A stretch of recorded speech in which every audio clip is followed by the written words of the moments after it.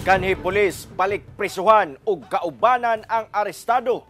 Human napalitan og kapin 9 million pesos nga illegal nga droga aton sa bypass operation sa Cagayan de Oro City.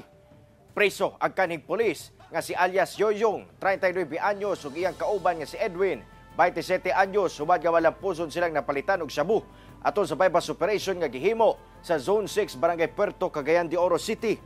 Ang operasyon gipangunahan sa City Drug Enforcement Unit sa Kukpo kung asa nakuhaan og ana sa kapin 1,450 grams sa gituwang shabu nga mobalor sa 9.8 million pesos. Si Yoyong daan na kuno na priso og nataktak sa serbisyo sa pagkapulis niadtong 2017 human nga madakpan gyapon sa kaso sa illegal nga droga.